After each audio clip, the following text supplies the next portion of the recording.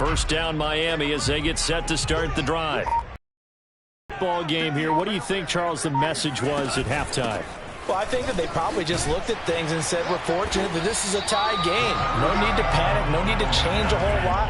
We didn't play anything close to our best in the first half, so we don't have to go out and win one for the Gipper. Let's just go out and play our best football and win one for us.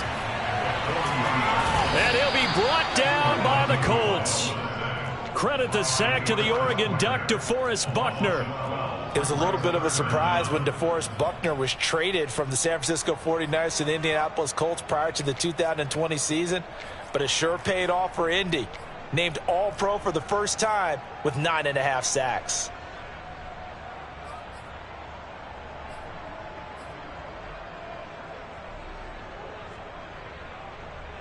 So now after the sack, Tua and the Dolphins staring at a 3rd and long.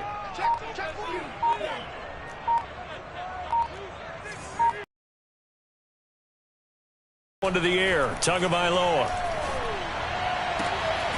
Got a man, it's Waddle, complete. And he is going to have the Dolphins first down as they're able to get the 3rd down conversion. He's such a good route runner. Shows it there on 3rd down. Very proficient and a good pass. And you know what I've observed over the years in the NFL? The better a route runner you are, the more confidence your guy's going to have in you to go to you in important times because he can trust you being in the right spot, and they connected there and picked up a first down.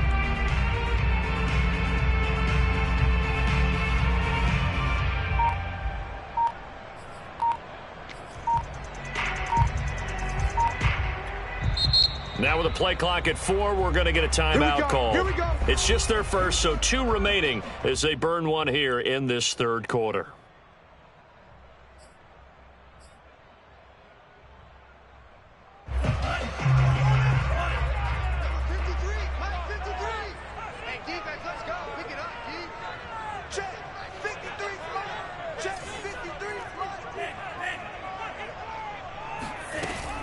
On the handoff, it's Gaskin. And he'll get it down to the 47 here. I certainly know that I, for one, would not like to be on the other end of a tackle when this guy's coming at you full speed from his strong safety spot. Boy, that was a nice play. In need of only about the length of the football here on 2nd down. Another run with Gaskin. And he'll be brought down at the 45-yard line.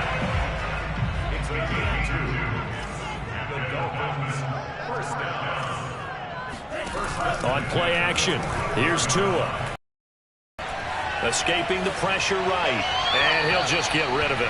Oh, I like that right there. Not only was it the right play, throwing it away like that, frankly, I think it was the only play. Yeah, got outside of the pocket, realized he had nothing, just chucked it free. Yeah, live to fight another down, right?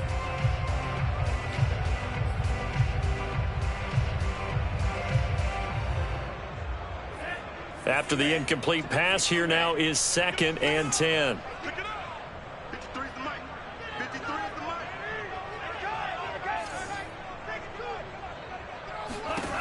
Tua going to throw. Flushed out right. His throw incomplete. That was an interesting look there because as soon as he got outside the pocket, I thought he was going to take off and run for yardage.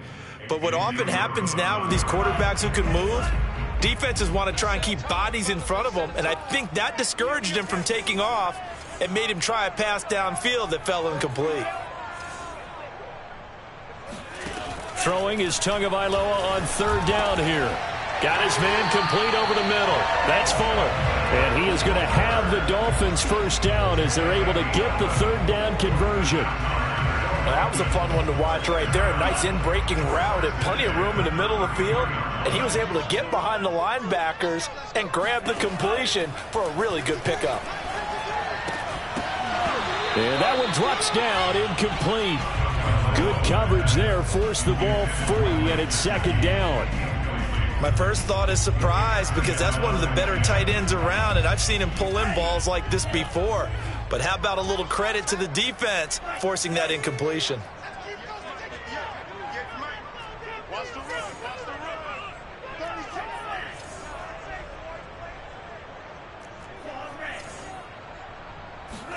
Tua to throw again. That's complete to his tight end, Mike Gesicki. And now look at this. Big gain, but a fumble. And the Colts pick it up. And that, Charles, you'd have to think a pretty avoidable mistake.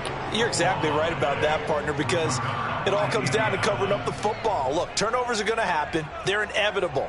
But in a tie game in the third quarter, those turnovers can change the tide of the ball game. And now it's up to the defense to try and bail them out. Got to take care of the rock. The Colts come to the line ready to start their next drive. We have not seen much on offense from either side these last few drives. It has been a struggle, hasn't it? Totally, and you're thinking to yourself right now, if you're on offense trying to get things figured out, okay, we self-scout every week on our game plan. How many things do we do at certain times? What are our tendencies? Time to go to some of those tendency breakers and try and create some offense. They always have those in their back pocket, don't they? You have to, and if you don't keep abreast of what you're doing, you lock into a rhythm and make it easy for the opposition. Looking for tendency breakers right now. And he'll be taken down, but not before they work it across midfield. 66 yards rushing for him now as he's run it 11 times. That's the type of run that Jonathan Taylor gives you so often, and you just can't take it for granted. He finds a way to get those extra yards. The third running back taken in the 2020 draft, but he had the best numbers by far of any of them. 1,169 yards, third most in the NFL, and by the last quarter of the season, in the league. That's going to wind up a loss of a full 3 yards on first down.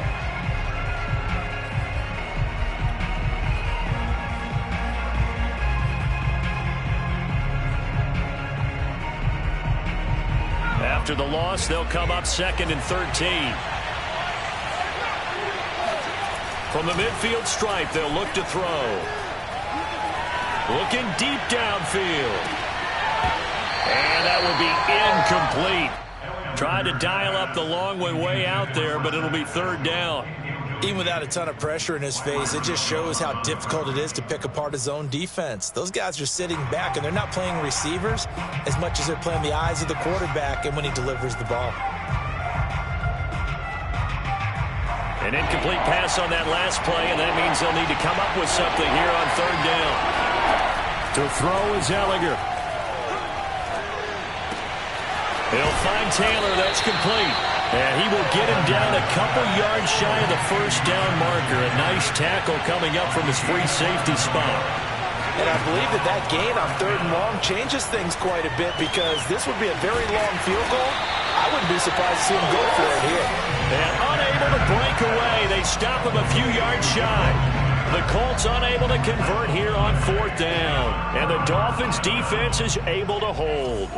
The Dolphins at the line ready for their next drive.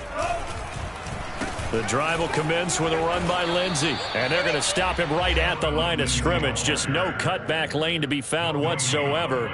2nd and 10. 3rd quarter, all tied up. This is 2nd and 10. Tua sets up to pass it.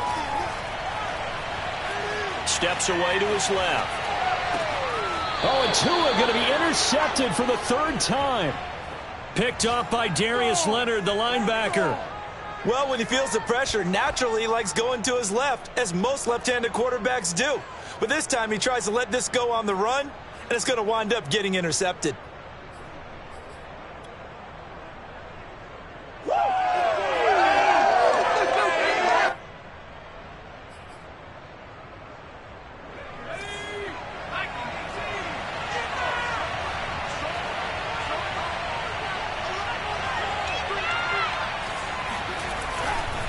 First and 10, Taylor now. And he can only manage to get a couple. 2nd and 8 coming up. Well, any lane that might have been open there was closed pretty quickly, and that was because the defensive front, they won that battle at the point of attack at the line of scrimmage. They used great leverage, held their spot, and stacked him up.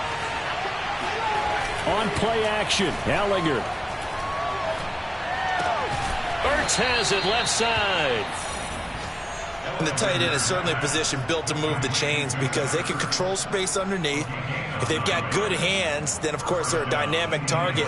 But one other thing is they're right in the sight lines of a quarterback on just about every play.